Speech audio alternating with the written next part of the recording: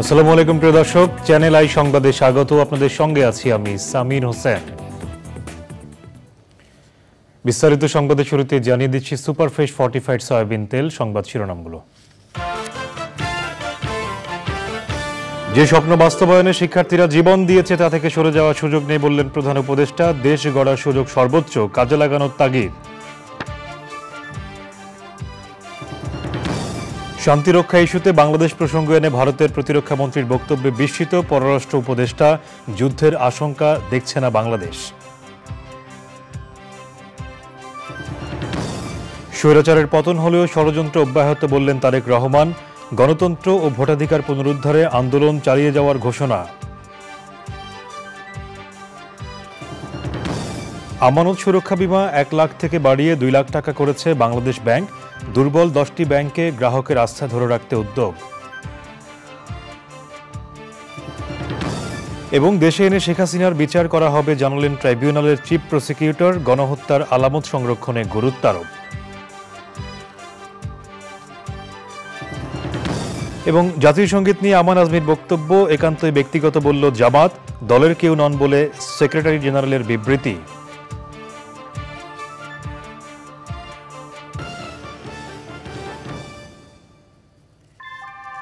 আমরা তৈরি করি বিশ্বমানের জার্মান প্রযুক্তির ভূমিকম্প সহনশীল থার্মেক্স রড, যা আপনার স্থাপনাকে নিরাপদ রাখে প্রজন্ম থেকে প্রজন্ম। সালাম স্টিল, মোস্ট ডিউরেবল স্টিল।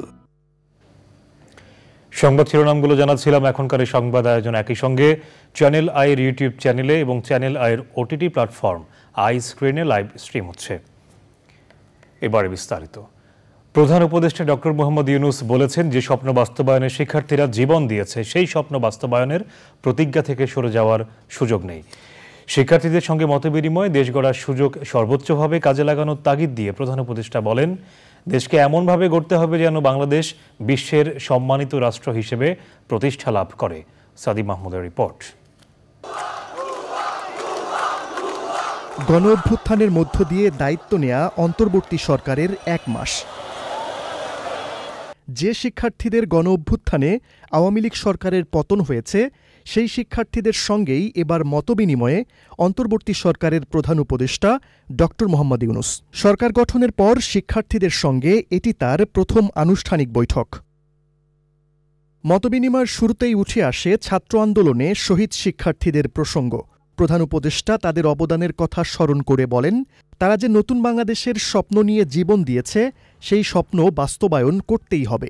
যে স্বপ্নের জন্য যারা প্রাণ দিয়েছে সেই স্বপ্নকে আমরা বাস্তবায়ন করবই।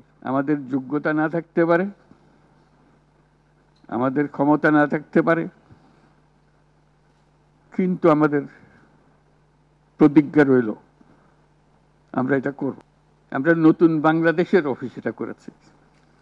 নতুন বাংলাদেশ গড়ার জন্য আমরা এখানে এসেছি, সেটা যেন সবাই মিলে আমরা করতে পারি। দেয়ালের যে লেখাগুলো যখনই দেখি অবাক লাগে, এত কথা কিভাবে এদের মনে আসলো।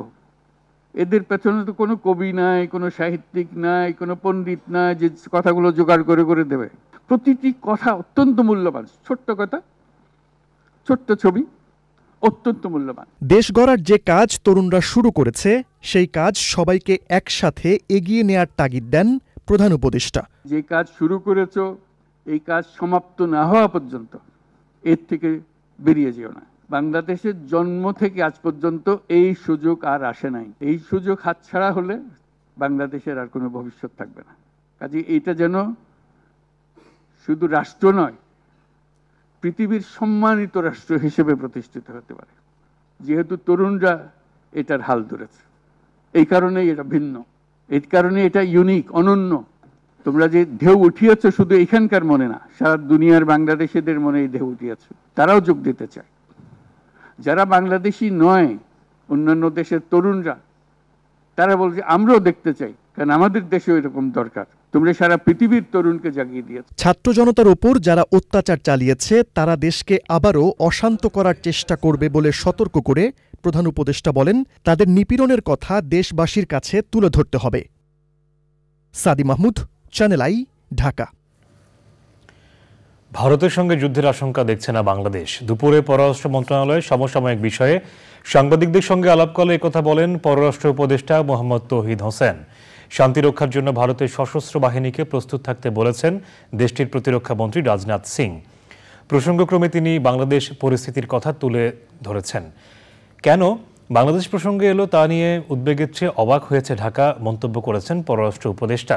তিনি বলেন, ইউক্রেন রাশিয়া বা ইসরায়েল হামাসের সঙ্গে বাংলাদেশ কি করে তুলনীয় তা একেবারেই বোধগম্য নয়। আমি যতটা উদ্বিগ্ন তার থেকে বেশি অবাক যে উনি এ ধরনের কথা কেন বললেন। আমি এটার কোনো কারণ খুঁজে পাই না। আমি কোনো অবস্থাতেই মনে করি না যে ভারতের সাথে আমাদের কোনো যুদ্ধবিগ্রহ হওয়ার সম্ভাবনা আছে।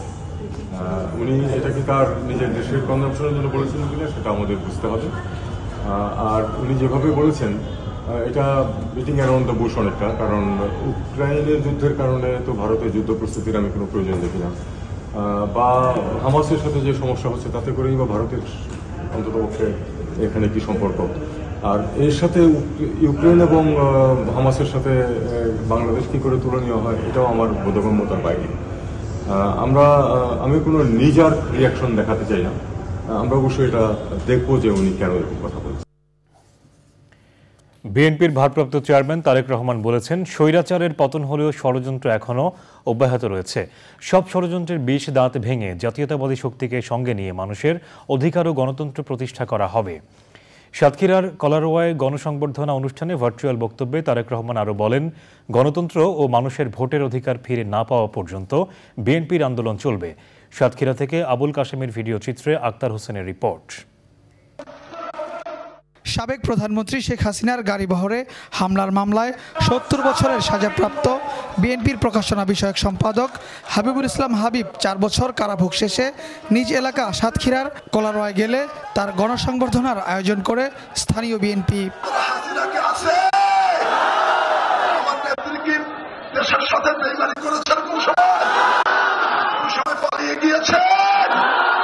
ওই অনুষ্ঠানে ভার্চুয়ালি যুক্ত হয়ে বিএনপির ভারপ্রাপ্ত চেয়ারম্যান তারেক রহমান বলেন, বিএনপি সবসময় উন্নয়ন ও উৎপাদনের রাজনীতিতে বিশ্বাস করে। যে ষড়যন্ত্র দেশের ভেতরে ছিল, যে ষড়যন্ত্র দেশের বাইরে ছিল, তাদের সেই ষড়যন্ত্র এখন অব্যাহত আছে। তারা কোনোভাবেই চায় না এই দেশের মানুষ তাদের গণতান্ত্রিক অধিকার ফিরে পায়। কারণ একটু আগেই আপনাদের বলেছি আমি, দেশের মানুষ যদি গণতান্ত্রিক অধিকার ফিরে পায় তাহলে এই দেশের মানুষ রাজনৈতিকভাবে শক্তিশালী হতে পারবে। জাতীয়তাবাদী শক্তিকে সঙ্গে নিয়ে সকল ষড়যন্ত্রের বিষধাত ভেঙে দেওয়ার কথা বলেন তারেক রহমান। দৃঢ়ভাবে শপথ গ্রহণ করি, সকল ষড়যন্ত্রের বিষধাত ভেঙে দিয়ে যে কোনো মূল্যে আমরা বাংলাদেশ জাতীয়তাবাদী দল জনগণকে সাথে নিয়ে এই দেশের মানুষের হারিয়ে যাওয়া গণতন্ত্রকে পুনরুদ্ধার করব। বিএনপি নেতারা বলছেন, যারা মামলা হামলা করে বিএনপিকে ধ্বংসের ষড়যন্ত্র করেছিল আজকে তারা নিজেরাই ধ্বংস হয়ে গেছে। তারেক রহমানের নেতৃত্বে দলকে সুসংগঠিত রেখে আগামী দিনের নতুন বাংলাদেশ বিনির্মাণের কথা বলছেন তৃণমূলের নেতাকর্মীরা। সাতক্ষীরার কলারোয়া থেকে আক্তার হোসেন, চ্যানেল আই। আমানত সুরক্ষা বীমা 1 লাখ থেকে বাড়িয়ে 2 লাখ টাকা করেছে বাংলাদেশ ব্যাংক। গভর্নর বলেছেন, সরকার চায় না কোনো ব্যাংক দেউলিয়া হোক, তবে কমপক্ষে 10টি ব্যাংকের অবস্থা এত শোচনীয় যে গ্রাহকের ন্যূনতম আস্থা ধরে রাখতে আগাম টোটকা হিসেবে তার এই উদ্যোগ। বাংলাদেশ ব্যাংক কোনো প্রতিষ্ঠানের ব্যাংক হিসাব জব্দ করেনি। প্রতিষ্ঠান ক্ষতিগ্রস্ত হোক, কেন্দ্রীয় ব্যাংক তা চায় না বলেও জানান গভর্নর। রিজভি নেওয়াজের রিপোর্ট। আকণ্ঠ দুর্নীতি আর লুটপাটে রুগ্ন হয়ে মরমর অবস্থায় কমপক্ষে 10টি ব্যাংক। বেআইনি সুবিধা এমনকি টাকা ছাপিয়েও এসব ব্যাংককে বাঁচিয়ে রাখার চেষ্টা করা হয়েছে, কিন্তু এখন আর তা চায় না কেন্দ্রীয় ব্যাংক। গভর্নর জানালেন, আমানতকারীদের সুরক্ষা দিতে বৃদ্ধি করা হয়েছে আমানতের বীমার পরিমাণ। আমরা আশা করি না কোনো ব্যাংক দেউলিয়া হবে, কিন্তু অন্যদিকে আবার এটাও ঠিক অনেক ব্যাংক দেউলিয়া হয়ে আছে, কিন্তু আমরা কাস্টমারের স্বার্থ রক্ষা করব। এই ব্যাংকগুলোকে আমরা ঘুরিয়ে দাঁড়াতে সাহায্য করব এবং ইনশাল্লাহ ওগুলো ঘুরে দাঁড়াবে। সময়ের ব্যাপার।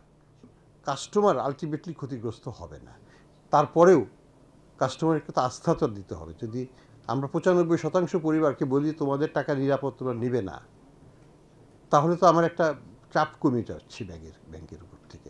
সেই উদ্দেশ্যেই এই ঘোষণাটা দেওয়া এবং এই তৎপরতার যে আমরা তোমাদের পাশে আছি। 95% পরিবার, ব্যক্তি বা বিজনেস তাদের একটা পয়সাও হারানোর কোনো সম্ভাবনা নাই।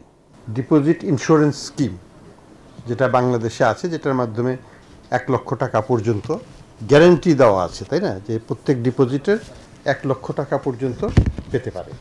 যদি কোনো কারণে ব্যাংক ফেলিওর হয়, ব্যাংক টাকা না দিতে পারে, সরকার এটা দিবে। আমাদের হিসাবে আমরা অ্যাজ পার্ট অফ কনফিডেন্স বুস্টিংয়ের কনটেক্সটে আমরা এটাকে দ্বিগুণ করে দিচ্ছি 2 লক্ষ টাকা পর্যন্ত। এস আলমের সম্পত্তি হাত বদলের প্রসঙ্গে গভর্নর আবারও সাবধান করলেন সবাইকে। আর এসআরএমের অন্য মালিকানার কথা আমি আপনাদের মাধ্যমে একটু সতর্কবাণী দিতে চাই যে যদি কেউ তাদের সম্পত্তি কেনে, তারা নিজ দায়িত্বে কিনবে। এটার মালিকানার গ্যারান্টি কিন্তু আমরা দেব না। আমানত সুরক্ষা বীমা দ্বিগুণ করার বিষয়ে আইন সংশোধনের দরকার হলে তা করবে সরকার। তবে 2 লাখ টাকা পাওয়ার বিষয়টি এখনই কার্যকর হবে বলে সংবাদ সম্মেলনে জানানো হয়। রিজভিন আওয়াজ, চ্যানেল আই, ঢাকা। অর্থনীতির প্রধান সূচকগুলো ঠিক পথে ফিরতে শুরু করেছে। সরকারের বিভিন্ন উদ্যোগের সুফল শিগগিরই মানুষ পেতে শুরু করবে বলে আশাবাদী অর্থ ও বাণিজ্য উপদেষ্টা ডক্টর সালেহ উদ্দিন আহমেদ। সচিবালয়ে আলাদা আলাদা বৈঠক শেষে গণমাধ্যমকে তিনি বলেন, নিত্যপণ্যের দাম কমবে, তবে সরকার চায় উৎপাদকরা যেন ন্যায্য মূল্য পায়। জাপান সরকারের সহযোগিতা সংস্থা জাইকা প্রতিনিধিদের সঙ্গে বৈঠকে চলমান বিভিন্ন প্রকল্প নিয়ে কথা হয়েছে বলে জানান অর্থ উপদেষ্টা। এশীয় উন্নয়ন ব্যাংকের কাছ থেকে বাজেট সহায়তা হিসেবে $40 কোটি এবং অস্ট্রেলিয়া সরকারের কাছ থেকেও বাড়তি সহযোগিতা পাওয়া যাবে বলে জানান তিনি। একটা ইম্পর্টেন্ট পার্টনার, কারণ অস্ট্রেলিয়ার যে সমস্ত সহযোগিতা করে বাইরে একটা ইফেক্ট থাকে অন্য দেশে। ইউএসএ, কানাডা, ইউকে ছাড়া European country, Australia big country, এবং ওদের যে সহযোগিতা যত র্যাশনাল হয়েছে, ওরা হুইমজিক্যাল কিছু না, ঠিক ঘাটতি বলবো না, আমাদের ফ্লো তো ঠিকই আসছে, কিন্তু ফ্লো একেবারে কম আসে, যেটা আমরা কত যে ব্যবহারগুলো নিয়ে অনেক প্রশ্ন, প্রায়োরিটির ব্যাপার, প্রাধিকারের ব্যাপার আছে। যেখানে একটু প্রায়োরিটি বেশি দেওয়া হলে ভালো, আর যেখানে দেওয়া মানে এটা অনেক সময় আমরা ওই যে মনুমেন্ট প্রজেক্ট, মনুমেন্ট জানালো মন্দির, মসজিদ, এই যে বলে না, ইন্ডিয়াতে একটা সিমটম আছে মনুমেন্ট প্রজেক্ট, বড় জিনিস তৈরি করে মানুষের কতটুকু উপকার হয়, আমাদের অনেকটা সিমটম ছিল। গণহত্যার দায়ে প্রধান অভিযুক্ত সাবেক প্রধানমন্ত্রী শেখ হাসিনাকে ফিরিয়ে এনে বিচারের মুখোমুখি করা হবে বলে জানিয়েছেন নবনিযুক্ত চিফ প্রসিকিউটর তাজুল ইসলাম। একই সাথে অন্য অপরাধীরা যাতে পালিয়ে যেতে না পারে সেই পদক্ষেপ নেবেন তারা। চিফ প্রসিকিউটর বলেন, জুলাই হত্যাকাণ্ডের তাজা প্রমাণ দ্রুত সংগ্রহ করে বিচারের জন্য প্রস্তুত রাখাই হবে তাদের প্রধান চ্যালেঞ্জ। মাজহারুল হক মান্নার রিপোর্ট। 2014 সাল পর্যন্ত মানবতাবিরোধী অপরাধের দায়ে অভিযুক্ত আসামিদের পক্ষে দায়িত্ব পালন করেছিলেন নবনিযুক্ত chief prosecutor Tajul Islam. 5ই August Awami League সরকার পতনের পর পদত্যাগ করেন আগের প্রসিকিউটররা। এর 1 মাসের মাথায় তাজুল ইসলামকে প্রধান করে নতুন প্রসিকিউশন টিম গঠন করে সরকার। আন্তর্জাতিক অপরাধ ট্রাইব্যুনালের প্রধান প্রসিকিউটর হিসেবে যোগদানের পর কথা বলেন সাবেক প্রধানমন্ত্রীর বিচার নিয়ে। যেহেতু সম্ভাব্য প্রধান পারপিট্রেটর তিনি দেশ থেকে পালিয়েছেন, তাকে দেশে ফিরিয়ে আনার জন্য আইনি প্রক্রিয়া সেটা আমরা শুরু করব। বাংলাদেশের সাথে ভারতের অপরাধী প্রত্যার্পণ চুক্তি, যেটা এক্সট্রাডিশন ট্রিটি, সেটা সম্পাদিত হয়েছে 2013 সালে, এবং তিনি শেখ হাসিনা সরকার তিনি যখন ক্ষমতায় ছিলেন তার সময়ই এই চুক্তিটি স্বাক্ষরিত হয়েছে। তিনি যেহেতু বাংলাদেশের গণহত্যার প্রধান আসামি হবেন বলে আমরা মনে করছি, বা অধিকাংশ মামলায় তাকে আসামি করা হয়েছে, সুতরাং এই প্রক্রিয়া শুরুর মাধ্যমে আমরা আইনগতভাবেই তাকে বাংলাদেশে ফিরিয়ে এনে বিচারের মুখোমুখি করার জন্য চেষ্টা করব ইনশাআল্লাহ। নতুন প্রসিকিউশন টিমের প্রধান চ্যালেঞ্জ নিয়েও কথা বলেন তিনি। অনেকেই বাংলাদেশের বাইরে চলে যাওয়ার চেষ্টা করেছেন, কেউ কেউ গিয়েছেন, অনেকে যাওয়ার চেষ্টা করছেন। আমাদের প্রথম চেষ্টা থাকবে যে সম্ভাব্য পারপিট্রেটরস যারা আছে, যারা সম্ভাব্য আসামি আছেন, তারা যাতে আদালতের জুরিসডিকশনের বাইরে চলে যেতে না পারেন, দেশ ত্যাগ করতে না পারেন, সেইটাকে ঠেকানোর জন্য আমাদের একটা সর্বাত্মক চেষ্টা থাকবে। মানবতাবিরোধী অপরাধের অভিযোগে যাদের বিচার চলছে তাদের কি হবে সে ব্যাখ্যা দেন প্রসিকিউটর।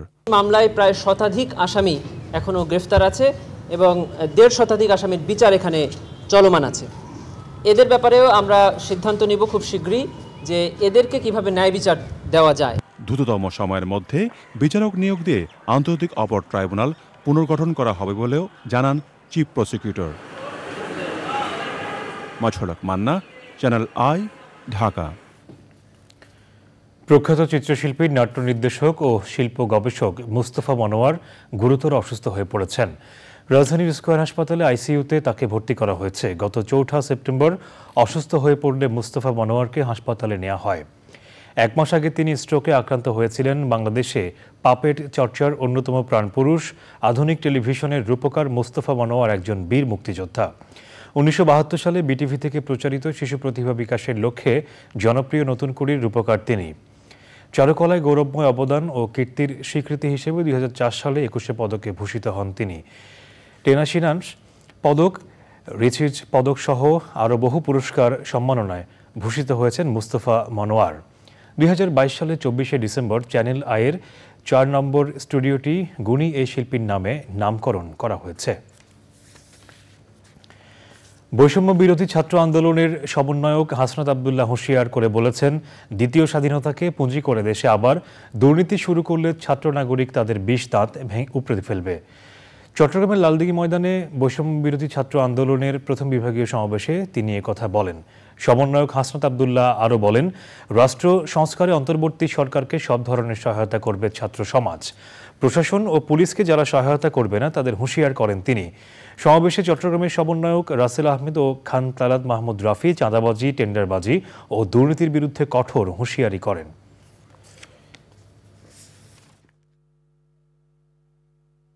আমরা বুলেট বোমা ভয় পাই না, আপনারা সতর্ক হয়ে যান। আমাদের দ্বিতীয় স্বাধীনতাকে পুঁজি করে আপনারা যদি ভেবে থাকেন যে আপনারা আবার দুর্নীতি শুরু করবেন, তাহলে ছাত্র নাগরিক আপনাদের 20 দাঁত উপড়ে ফেলবে। দেশের বর্তমান সংবিধানে নাগরিক অধিকারের সাথে সাংঘর্ষিক যে ধারাগুলো রয়েছে সেগুলো পরিবর্তন করে নতুনভাবে সাজানো উচিত বলে মন্তব্য করেছেন বৈষম্য বিরোধী ছাত্র আন্দোলনের সমন্বয়ক সার্জিস আলম। বৈষম্য বিরোধী ছাত্র আন্দোলনের দেশব্যাপী সফরে ঢাকা বিভাগের প্রথম জেলা হিসেবে মুন্সিগঞ্জ সরকারি হরগঙ্গা কলেজে মতবিনিময় সভায় একথা বলেন তিনি। মতবিনিময় শেষে মুন্সিগঞ্জের ছাত্র আন্দোলনে নিহত 9 জনের পরিবারের সদস্য ও আহতদের খোঁজ খবর নেন।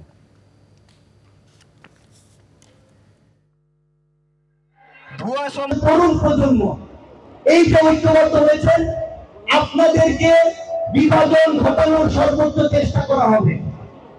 আপনাদের উদ্দেশ্যে শুধু একটি কথাই বলি, সেটি হচ্ছে আপনারা যদি ঐক্যবদ্ধ থাকেন তাহলে এই বাংলাদেশে আর এমন কেউ নেই যারা এই ফ্যাসিবাদী ব্যবস্থাটির প্রবর্তন ঘটাতে পারে। আত্মপ্রকাশ করল জাতীয় নাগরিক কমিটি। জনতাকে সংগঠিত করা, অন্তর্বর্তী সরকারকে সহযোগিতা ও জবাবদিহিতার আওতায় আনতে এই কমিটি কাজ করবে। 55 সদস্যের কমিটির আহ্বায়ক নাসির উদ্দিন পাটোয়ারি এবং সদস্য সচিব আক্তার হোসেন। বিস্তারিত রফিকুল বাশার জানাচ্ছেন। অন্তর্বর্তী সরকারের 1 মাসের মাথায় তাদের সহযোগিতার জন্য আত্মপ্রকাশ করল জাতীয় নাগরিক কমিটি। কেন্দ্রীয় শহীদ মিনারে আনুষ্ঠানিকভাবে 55 সদস্যের এই কমিটি আত্মপ্রকাশের ঘোষণা দেওয়া হয়। দল নয়, রাষ্ট্র গঠনে কাজ করবে এই কমিটি। দলীয় ভেদাভেদ ভুলে বাংলাদেশ গঠনে কাজ করার ঘোষণা দেন তারা। ছাত্র জনতার অভ্যুত্থানের মধ্য দিয়ে প্রতিফলিত হওয়া সামষ্টিক অভিপ্রায় ও গণতান্ত্রিক আকাঙ্ক্ষাকে সমুন্নত রাখা, ছাত্র জনতার উপর সংঘটিত নির্মম হত্যাযজ্ঞে জড়িতদের বিচারের আওতায় এনে শাস্তি নিশ্চিত করার লক্ষ্যে প্রয়োজনীয় কর্মসূচি গ্রহণ করা, রাষ্ট্রের জরুরি সংস্কার ও পুনর্গঠন করার লক্ষ্যে অন্তর্বর্তীকালীন সরকারের জবাবদিহিতা ও সহযোগিতার পরিসর তৈরি করা, বিভিন্ন সামাজিক, সাংস্কৃতিক ও রাজনৈতিক উদ্যোগের সাথে আলোচনা, মত বিনিময় ও গণমুখী কর্মসূচির মাধ্যমে সর্বস্তরের জনতাকে সংহত করার লক্ষ্যে কাজ করা, দেশের সর্বস্তরের সামাজিক, সাংস্কৃতিক ও ধর্মীয় নেতৃত্বকে সংহত করে গণঅভ্যুত্থানের আকাঙ্ক্ষা সমুন্নত করে রাখার লক্ষ্যে ফ্যাসিবাদী কাঠামো ও শক্তির বিরুদ্ধে পর্যায়ক্রমে বিভাগীয় এবং তৃণমূল পর্যায়েও কমিটি করা হবে। গণঅভ্যুত্থানের স্পিরিটকে ধারণ করে নতুনভাবে বাংলাদেশটা গঠন করবে এবং সেই সকল তরুণদেরকে সামনে রেখে আপনারা যারা সমাজের অভিজ্ঞজন রয়েছেন তাদেরকে বুদ্ধি পরামর্শ দিয়ে সহযোগিতার মধ্যে, আর তরুণরা তাদের বুদ্ধি পরামর্শ এবং তেজদীপ্ত তাদের কর্মস্পৃহা দিয়ে ছাত্রদের সাথে কাঁধে কাঁধ মিলে আগামীর বাংলাদেশটা তারাই গঠন করবে।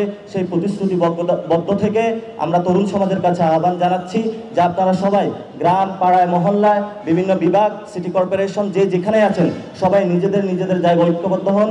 অনুষ্ঠানের শুরুতে বৈষম্য বিরোধী ছাত্র আন্দোলনে শহীদদের স্মরণে 1 মিনিট নীরবতা পালন করা হয়। Rafiqul Bashar, channel I, Dhaka. বাংলাদেশ জামাতে ইসলামীর সেক্রেটারি জেনারেল অধ্যাপক মিয়া গোলাম পরোয়ার বলেছেন, সাবেক ব্রিগেডিয়ার জেনারেল আব্দুল্লাহিল আমান আজমি জামাতে ইসলামীর সদস্য নন। রংপুরে আলোচনা অনুষ্ঠান শেষে সাংবাদিকদের প্রশ্নের জবাবে তিনি এই কথা জানান। এছাড়া এক বিবৃতিতে সেক্রেটারি জেনারেল বলেন, জামাতে ইসলামীর সাথে আজমির কোনো সাংগঠনিক সম্পর্ক নেই। তিনি জামাতে ইসলামীর প্রতিনিধিত্ব করেন না। তিনি যে বক্তব্য রেখেছেন তা তার একান্ত ব্যক্তিগত। জামাতে ইসলামীর সাথে এর কোনো সম্পর্ক নেই। তার বক্তব্যকে কেন্দ্র করে জামাতে ইসলামী সম্পর্কে বিভ্রান্তি ছড়ানোর কোনো অবকাশ নেই।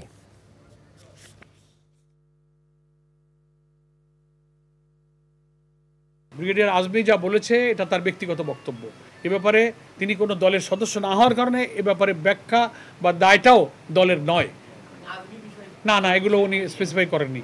এগুলো পত্রিকা বা কোনো মিডিয়ার বিকৃত কথা হতে পারে। ওই যা কথা বললেন এভাবে উনি আমাদের কথা বলেননি। আপনার অডিওটা, ওনার ভিডিওটা পুরো দেখবেন।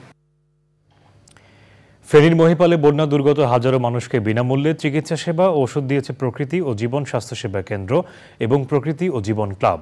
নিজেদের দোরগোড়ায় বিনামূল্যের চিকিৎসা সেবা ও ওষুধ পেয়ে কৃতজ্ঞতা জানিয়েছেন বন্যার্তরা। প্রকৃতি ও জীবন স্বাস্থ্যসেবা কেন্দ্র এবং প্রকৃতি ও জীবন ক্লাবের এমন মানবিক কার্যক্রম অব্যাহত রাখার আহ্বান জানিয়েছেন স্থানীয়রা। আব্দুল করিমের ভিডিও চিত্রে আফরোজা হাসির রিপোর্ট।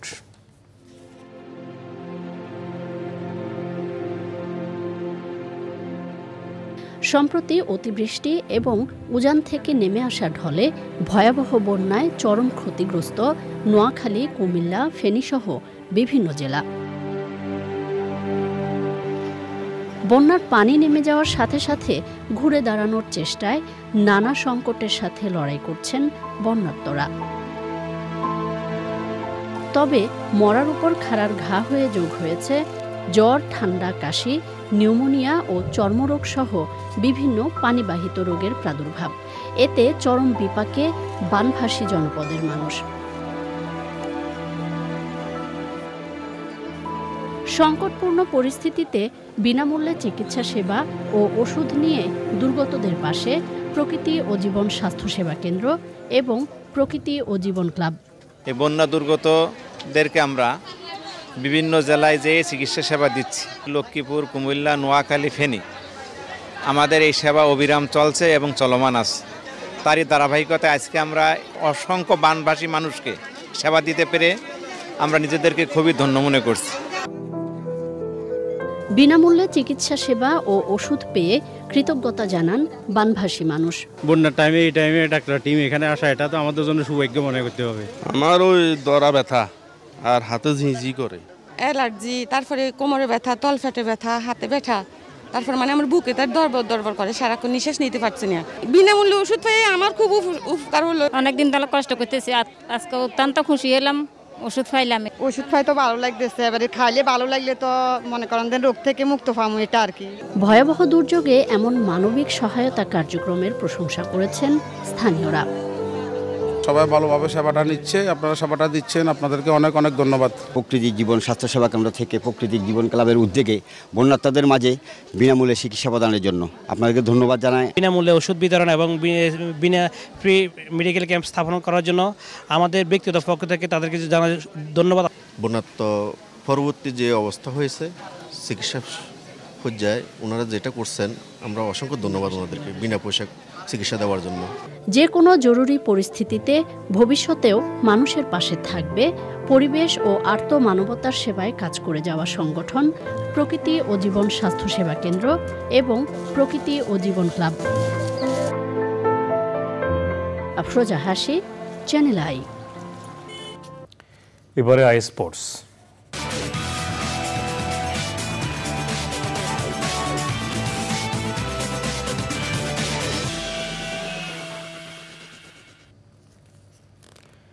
ভারতে 2 ম্যাচের টেস্ট ও টি-20 সিরিজকে সামনে রেখে মিরপুরের হোম অফ ক্রিকেটে অনুশীলন বাংলাদেশের শুরু হয়েছে। মুশফিক লিটন, মুমিনুল, জাকির ও মাহমুদুল্লাহরা ব্যাট হাতে ব্যস্ত দিন পার করলেও পাকিস্তান সিরিজে থাকা বেশ কিছু তারকা এদিন অনুশীলন করেননি।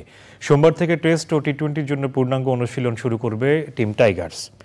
10 সেপ্টেম্বর বিসিবির দল ঘোষণার কথা রয়েছে। ছুটি কাটিয়ে হেড কোচ হাতুরু সিংহেও দ্রুতই যোগ দেবেন টাইগার ক্যাম্পে।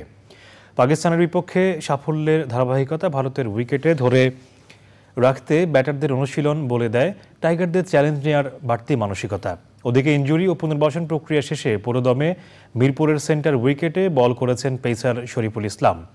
এতে বাড়তি স্বস্তিতে টিম ম্যানেজমেন্ট। 19 সেপ্টেম্বর চেন্নাইয়ে ভারতের বিপক্ষে 2 ম্যাচ সিরিজের প্রথম টেস্ট বাংলাদেশের। সবকিছু ঠিক থাকলে 15 সেপ্টেম্বর ঢাকা ছাড়বে নাজমুল শান্তর দল। ইংলিশ কাউন্টি শেষে ইংল্যান্ড থেকে ভারতে সরাসরি দলের সঙ্গে যোগ দেবেন সাকিব আল হাসান। 16 দফা দাবি নিয়ে রোববার বিসিবিতে এসেছিলেন 64 জেলার প্রথম বিভাগের ক্রিকেটাররা। নতুন সভাপতি ফারুক আহমেদ ও পরিচালক নাজমুল আবেদিন ফাহিমকে অভিনন্দন ও শুভেচ্ছার ব্যানারে 3 সংস্করণে জেলা লিগ নিয়মিত আয়োজন করা, আম্পায়ারিংয়ের মান বৃদ্ধি ও কোয়াপকে ঢেলে সাজানোর মতো গুরুত্বপূর্ণ দাবিগুলো তুলে ধরেন ক্রিকেটাররা। যৌক্তিক সব দাবি মেনে নেয়ার আশ্বাস মিলেছে বিসিবির পক্ষ থেকে। যেন আপনারা ডিস্ট্রিক্ট ওয়াইজ যে খেলাগুলো হয় সারা বাংলাদেশব্যাপী যেন ডিস্ট্রিক্টে প্রতিনিয়ত প্রতিটা বছর লিগ চলে, যাতে করে তৃণমূল পর্যায় থেকে ক্রিকেটাররা এসে বাংলাদেশের ক্রিকেটের পাইপলাইনটা স্ট্রং করতে পারে। সেজন্য আমরা তাদের কাছে এই দাবিটা পেশ করেছি। আম্পায়ারিংয়ের মান অবশ্যই ভালো হতে হবে এবং আম্পায়ারদের জবাবদিহিতা নিশ্চিত করতে হবে এবং খেলা পরিচালনার জন্য ভালো মানের বল এবং ভালো মানের উইকেট, যেটা বাংলাদেশে অনেক বেশি নিড, এই জিনিসটা করতে হবে। জাতীয় দলের জার্সিতে আর দেখা যাবে না ইংল্যান্ডের অলরাউন্ডার মঈন আলীকে। আন্তর্জাতিক ক্রিকেটের সব ফরম্যাট থেকে অবসরের ঘোষণা দিয়েছেন তিনি। ব্রিটিশ দৈনিক ডেইলি মেইলকে দেয়া এক সাক্ষাৎকারে অবসরের বিষয়টি নিশ্চিত করেছেন মঈন আলী নিজেই। অস্ট্রেলিয়ার বিপক্ষে সাদা বলের সিরিজে ইংল্যান্ড দলের সুযোগ না পাওয়ার পর এই সিদ্ধান্ত নেন তিনি, এমনটাই জানিয়েছেন ডেইলি মেইল। 2014 সালে অভিষেক হওয়ার পর মঈন ইংল্যান্ডের হয়ে 68টি টেস্ট খেলেছেন। টেস্টকে অবশ্য বিদায় বলেছেন আগেই। 138 ওয়ানডের পাশাপাশি টি-20 খেলেছেন 92টি। সব ফরম্যাট মিলে তার সংগ্রহ 6678 রান, 8টি সেঞ্চুরি, 28টি হাফ সেঞ্চুরি এবং 366টি উইকেট। 2টি ফিফা আন্তর্জাতিক প্রীতি ম্যাচের দ্বিতীয়টিতে বাংলাদেশের বিপক্ষে শেষ মুহূর্তে 1-0 গোলের ব্যবধানে ম্যাচ জিতেছে ভুটান। থিম্পুতে গোলশূন্য প্রথমার্ধ জুড়ে বল দখলে দাপট দেখিয়েছিল বাংলাদেশ, তবে ভুটানের রক্ষণকে পরাস্ত করতে পারেনি। গোলের একাধিক সুযোগ তৈরি হলেও জাল ছোঁয়া হয়নি শেখ মুরসালিন ও শাহরিয়ার ইমনদের। 90 মিনিটে লিড পায় স্বাগতিক দল। শেষ মিনিটে ভুটানের হয়ে একমাত্র গোলটি করেন কিংগা ওয়াংচুক। 5 মিনিট ইনজুরি টাইম পেলেও গোল শোধ করতে পারেননি বাংলাদেশ। ফলে 1-1 সমতায় সিরিজ শেষ করেই দেশে ফিরছে বাংলাদেশ। স্থানীয় সরকার, পল্লী উন্নয়ন ও সমবায় এবং ভূমি মন্ত্রণালয়ের উপদেষ্টা এএফ হাসান আরিফ বলেছেন, ডেঙ্গু পরিস্থিতি সহনীয় পর্যায়ে রয়েছে। গত বছর এই দিনে ডেঙ্গু আক্রান্ত হয়ে 7 জন মারা গিয়েছিল, আজ মৃতের সংখ্যা 1 জন। তবে এতে তুষ্টিতে না ভোগে আরও তৎপর হওয়ার আহ্বান জানান তিনি। সচিবালয় ডেঙ্গুসহ মশাবাহিত অন্যান্য রোগ প্রতিরোধ বিষয়ক কমিটি জাতীয় কমিটির সভা শেষে এসব বলেন উপদেষ্টা। সংবিধান সংশোধন ও নির্বাচন নিয়ে এক প্রশ্নের জবাবে তিনি বলেন, বিষয়গুলো নিয়ে আলোচনা হচ্ছে। এক্ষেত্রে ছাত্র জনতার কাছ থেকে মতামত নেয়ার পরামর্শ দেন তিনি। ছাত্র জনতার বক্তব্য কি সেটা একটু পরিধান করলো, আমরা সেকেন্ডারি। আমি তোমাদেরকে সকলকে অনুরোধ করব যে তোমরা প্রত্যেক দিন সমন্বয়ের সঙ্গে যারা জড়িত আছেন, যে ছাত্র জনতা, শ্রমিকের, বিপ্লবের প্রতিনিধি যারা, তাদের সঙ্গে তোমরা মুখোমুখি হও। আমরা কিন্তু সেকেন্ডারি, ওইখান থেকে তোমার এই প্রশ্নের উত্তরগুলো আসবে। গুরুতর অসুস্থ হয়ে রাজধানীর স্কয়ার হাসপাতালের আইসিইউতে ভর্তি প্রখ্যাত চিত্রশিল্পী, নাট্য নির্দেশক ও শিল্প গবেষক মুস্তফা মনোয়ার। সেখানে আছেন পান্থ রহমান, সরাসরি যাব তার কাছে। পান্থ, মুস্তফা মনোয়ারের শারীরিক অবস্থা সম্পর্কে আপনি সর্বশেষ কি তথ্য জেনেছেন?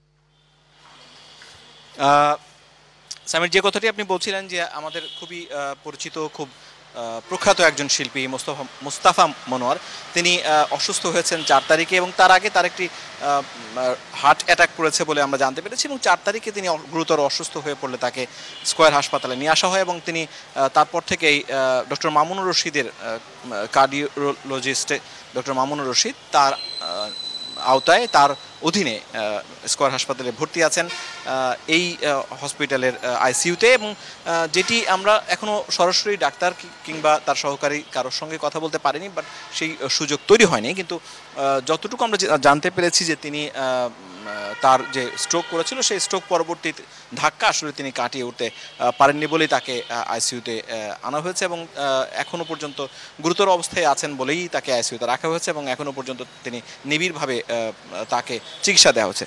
যে কথাগুলো না বললেই না, আসলে মুস্তফা মনোয়ার বাংলাদেশের শিল্প সংস্কৃতি সাহিত্যের জগতে একটি অনন্য নাম। আমরা জানি যে তিনি বাংলাদেশের পাপেট চর্চার অন্যতম রূপকার এবং বাংলাদেশে জনপ্রিয় করেছিলেন বাংলাদেশ টেলিভিশনে পাপেট চর্চার মাধ্যমে এই পাপেটকে এবং তার পাপেট চর্চা বাংলাদেশে প্রতিটি শিশু কিশোর যারা ওই সময় 90 পরবর্তী সময় তারা তার পাপেট চর্চার দেখেছেন বাংলাদেশ টেলিভিশনে লাইভ। এবং তাকে আরও যেটি বলা হয় সেটি হচ্ছে যে বাংলাদেশের একসময় খুব জনপ্রিয় অনুষ্ঠান ছিল নতুন কুড়ি, সেই নতুন কুড়ি শিশু শিল্পীদের তৈরি করার যে প্ল্যাটফর্ম, সেই প্ল্যাটফর্মটি কিন্তু তারই তৈরি করে দেয়া। 2004 সালে এই শিল্পী কিন্তু 21 পদকে ভূষিত হয়েছিলেন, তাকে 21 পদক দেওয়া হয়। যে কথাটি না বললে নয় আমাদের কথা, সেই কথাটি হচ্ছে যে 2022 সালের 24শে ডিসেম্বর কিন্তু চ্যানেল আইয়ের 4 নম্বর স্টুডিওটি গুণী এই শিল্পীর নামে চ্যানেল আই কিন্তু নামকরণ করেছিল। তিনি বরাবরই ইমপ্রেস টেলিফিল্ম এবং চ্যানেল আইয়ের সঙ্গে ওতপ্রোতভাবে জড়িত জানেন এবং এই শিল্পীকে সবসময় সম্মান দিয়েছে চ্যানেল আই পরিবার। তার সুস্থতা আমরা কামনা করছি, আশা করছি তিনি দ্রুত সুস্থ হয়ে উঠবেন। বাংলাদেশের জন্য, বাংলাদেশের শিল্প এবং সাহিত্যের জন্য, বিশেষ করে বাংলাদেশ টেলিভিশন জগতে তার অনেক কিছু এখনও দেওয়া রয়েছে। আশা করি তিনি সুস্থ হয়ে উঠবেন। সেই কামনা থেকে এখনও পর্যন্ত এই যে আমার কাছে যা ছিল সেই তথ্যগুলো দিয়ে শেষ করছি। সামিত। পান্থ, আপনাকে ধন্যবাদ আমাদের সঙ্গে যুক্ত হয়ে তথ্যগুলো জানানোর জন্য। সংবাদের এই পর্যায়ে নিচ্ছি বিরতি, আর বিরতির পর জানিয়ে ফিরছি। মণিপুরে নতুন করে সহিংসতায় 2টি জেলায় জরুরি অবস্থা জারি, পুলিশের অস্ত্রাঘাত থেকে লুটপাটের চেষ্টা।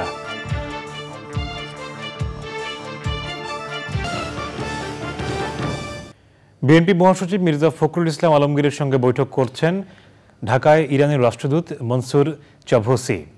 বিকেলে দলের গুলশান কার্যালয়ে এই বৈঠকে ছিলেন বিএনপির স্থায়ী কমিটির সদস্য আমির খসরু মাহমুদ চৌধুরী এবং আন্তর্জাতিক বিষয়ক কমিটির সদস্য শামা ওবায়েদ।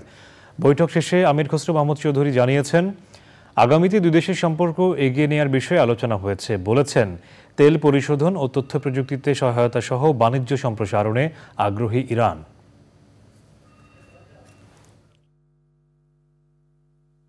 মেধাভিত্তিক যে বিষয়গুলো আছে তারা মনে করছে আমাদের সাথে কাজ করে দুই দেশের। ইরানের একটা বড় সম্ভাবনা আছে, তারা অনেক ভালো করেছে, অনেক উন্নতি করেছে, সেখানে বাংলাদেশের সাথে তারা একযোগে কাজ করতে চায়। আমাদের ইয়াং জেনারেশন, ওদের ইয়াং জেনারেশন মিলে কাজ করতে চায়। বিশেষ করে আজকে বাংলাদেশের উদ্যোগটা ইয়াং জেনারেশনের যে আন্দোলনের মাধ্যমে একটা নতুন যুগের সূচনা করেছে, তারা সেটাকে ওয়েলকাম করছে এবং তাদের সাথে তারা ইয়াং জেনারেশনের সাথে কাজ করতে চায়।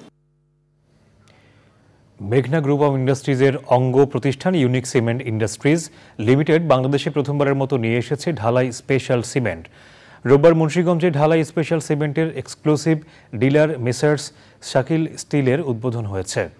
মুন্সিগঞ্জের সিপাহীপাড়ায় উদ্বোধনী অনুষ্ঠানে উপস্থিত ছিলেন এমজিআই এর executive director Mohammad Khorshed Alam, senior GM brand Kazi Mohammad Mohiuddin, senior DGM TSD Sudipta Roy, AGM sales and marketing Khan Zafar Altaf ও মেসার্স শাকিল স্টিলের স্বত্বাধিকারী শাকিল আহমেদ সিয়াম।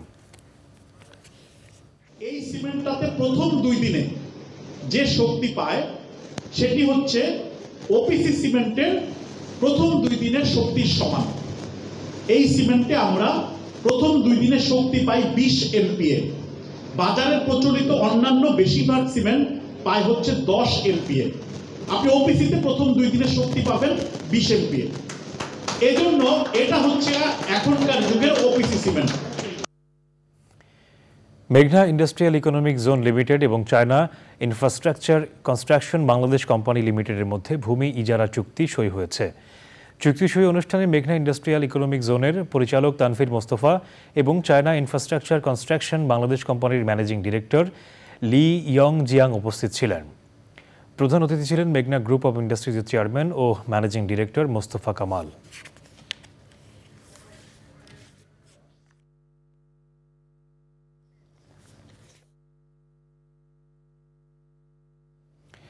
এবারে নিটল টাটা আন্তর্জাতিক সংবাদ।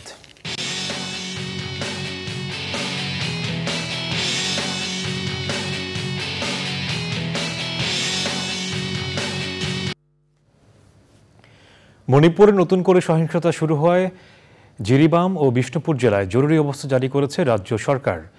জিরিবামের বিভাগীয় ম্যাজিস্ট্রেটের নির্দেশনা অনুযায়ী জরুরি অবস্থা চলাকালীন একসঙ্গে 5 জনের বেশি মানুষ জড়ো হতে পারবেন না এবং কেউ অস্ত্র বহন করতে পারবেন না। সহিংসতা শুরু হওয়ার পর জিরিবাম ও বিষ্ণুপুর জেলায় ড্রোন এবং রকেট হামলার পাশাপাশি গোলাগুলির ঘটনাও ঘটেছে। ভারতীয় গণমাধ্যম এনডিটিভি বলছে, মণিপুরে পুলিশের অস্ত্রাগার থেকে অস্ত্র লুটের চেষ্টা করেছে দুষ্কৃতকারীরা। গভীর রাতে মণিপুর রাইফেলস ব্যাটালিয়নের 2টি অস্ত্রাগার থেকে অস্ত্র লুটের চেষ্টা চালানো হয়, তবে দুষ্কৃতকারীদের চেষ্টা ব্যর্থ করে দেওয়ার দাবি করেছে ভারতীয় নিরাপত্তা বাহিনী। এবারে আইস্ক্রিন সাংস্কৃতিক সংবাদ।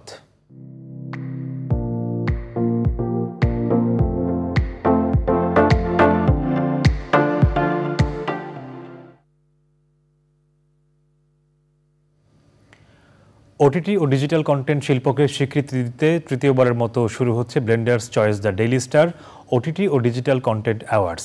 ইস্পাহানি টি লিমিটেড এবং দ্য ডেইলি স্টারের যৌথ সংবাদ সম্মেলনে এ তথ্য জানানো হয়েছে। 2023 সালে প্রচারিত কন্টেন্টগুলোর মধ্য থেকে ভিন্ন ভিন্ন ক্যাটাগরিতে 30টি পুরস্কার দেয়া হবে।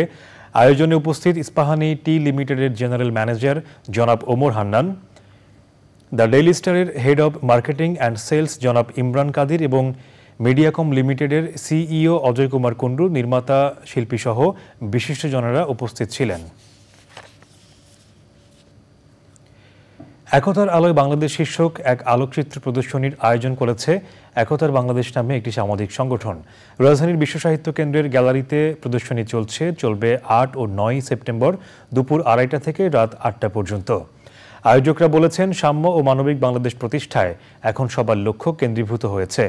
সেই পাটাতনে দাঁড়িয়েই 24-এর অভ্যুত্থান ও অভ্যুত্থান পরবর্তী সময়ের ক্যামেরাবন্দি কিছু মুহূর্তকে সবার সামনে একই ছাদের নিচে তুলে ধরতেই এই আয়োজন।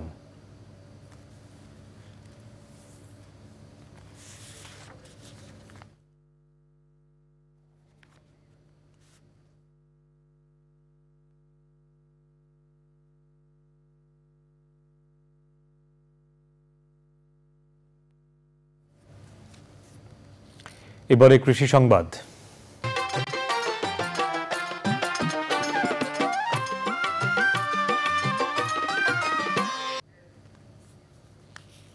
বন্যায় রাঙামাটিতে ফসলি জমির ব্যাপক ক্ষতি হয়েছে। জেলার বাঘাইছড়ি, লংগদু, বরকল, বিলাইছড়ি, ননিয়ারচর ও জুলাইছড়ি সহ বিভিন্ন উপজেলার ফসলি জমি পানিতে ডুবে আছে। ক্ষতিগ্রস্ত কৃষকের সংখ্যা দাঁড়িয়েছে 10,000-এরও বেশি।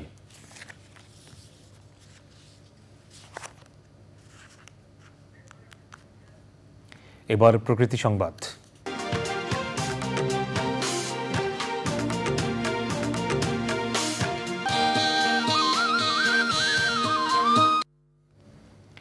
বিকল্প কর্মসংস্থানে বদলে যাচ্ছে কক্সবাজারের বনজীবীদের জীবন। নকশিকাঁথা সহ হাতের কাজ করে সচ্ছলতা এসেছে এসব দরিদ্র জনগোষ্ঠীর জীবনে।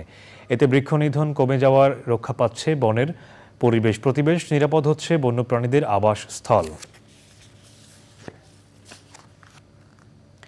সংবাদের এই পর্যায়ে আবারও নিচ্ছি বিরতি, আর বিরতির পর জানিয়ে ফিরছি। বগুড়ায় আদালত প্রাঙ্গণে হিরো আলমকে মারধর, সংশ্লিষ্টতার অভিযোগ অস্বীকার করেছে বিএনপি।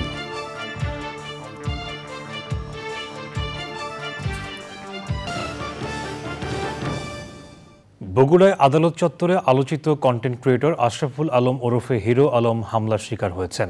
এ সময় তাকে কান ধরে উঠবস করানো হয়।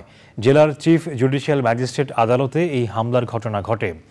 রোববার সকালে বগুড়া ৪ আসনে ২০১৮ সালের জাতীয় সংসদ নির্বাচনে প্রচারণার সময় মারধর এবং ২০২৩ সালের ১ ফেব্রুয়ারি উপনির্বাচনে কারচুপির অভিযোগ এনে বগুড়া চিফ জুডিশিয়াল ম্যাজিস্ট্রেট আদালতে মামলা করেন হিরো আলম। মামলার পর বেলা ১২টার দিকে আদালত চত্বরে হিরো আলম সাংবাদিকদের সঙ্গে কথা বলার সময় ৫ থেকে ৭ জন যুবক অতর্কিতে তার উপর হামলা চালায়। হিরো আলমের দাবি বিএনপির লোকজন তার উপর হামলা চালিয়েছে। তবে হামলা চালানোর কথা অস্বীকার করেছে জেলা বিএনপি। সংবাদ সম্মেলনে বগুড়া জেলা বিএনপি দাবি করে মারধরের স্থানে বিএনপির কোনো নেতাকর্মী ছিল না। রংপুর মেডিকেল কলেজ হাসপাতালে প্রশাসনিক কার্যক্রম ও চিকিৎসা সেবা ব্যাহত হওয়ায় সংবাদ সম্মেলন করেছে ইন্টার্ন চিকিৎসক ও বৈষম্য বিরোধী ছাত্র আন্দোলনের সমন্বয়করা। পদায়নের ১৭ দিনেও হাসপাতালের পরিচালক ডাক্তার মোহাম্মদ জাফরুল হোসেন দায়িত্ব গ্রহণ না করায় রোগীদের সেবা দিতে সমস্যার কথা জানান চিকিৎসকরা। সংবাদ সম্মেলনে উপস্থিত ছিলেন ইন্টার্ন চিকিৎসক রিয়াজ শরীফ মিলন পাঠান, আশফাক হোসেন, বৈষম্য বিরোধী ছাত্র আন্দোলনের সমন্বয়ক ইয়াসির আরাফাত সহ অন্যরা। সংকট নিরসনে সংবাদ সম্মেলনে স্বাস্থ্য মন্ত্রণালয়ের সহযোগিতা চাওয়া হয়। ১৬ দিন রংপুর মেডিকেল কলেজ হাসপাতাল অভিভাবক শূন্য রয়েছে। এ শূন্যতাকে কাজে লাগিয়ে পূর্ববর্তী দালাল সিন্ডিকেট চক্র আরও শক্তিশালী হওয়ার চেষ্টা করছে। এমত অবস্থায় রংপুর মেডিকেল কলেজ হাসপাতালে চিকিৎসকদের জন্য চিকিৎসা প্রদান এবং রোগীদের চিকিৎসা গ্রহণে ব্যাঘাত সৃষ্টি হচ্ছে। বিশ্ব হেপাটাইটিস দিবস উপলক্ষে চট্টগ্রাম নগরের একটি কমিউনিটি সেন্টারে সেমিনার হয়েছে। লিভার কেয়ার সোসাইটি চট্টগ্রাম আয়োজিত সেমিনারে সংগঠনটির সভাপতি ডাক্তার আবদুল্লাহ আল মাহমুদের সভাপতিত্ব করেন। প্রধান অতিথি ছিলেন চট্টগ্রাম মেডিকেল কলেজ হাসপাতালের ভারপ্রাপ্ত অধ্যক্ষ প্রফেসর ডাক্তার মোহাম্মদ জসিমউদ্দিন। এর আগে শহরের বিভিন্ন সড়কে জনসচেতনতামূলক র্যালি বের করা হয়। সেমিনারে বক্তারা বলেন, হেপাটাইটিস রোগে আক্রান্ত হওয়ার নানা দিক তুলে ধরেন ও সচেতনতা তৈরিতে নির্দেশনা প্রদান করেন। সংবাদের এই পর্যায়ে আবারও নিচ্ছি বিরতি, আর বিরতির পর জানিয়ে ফিরছি ইউএস ওপেন টেনিসে নারী এককের শিরোপাজয়ী বেলারুশের সাবালেঙ্কা মার্কিনী জেসিকা পেগুলার বিপক্ষে সরাসরি সেটের জয়।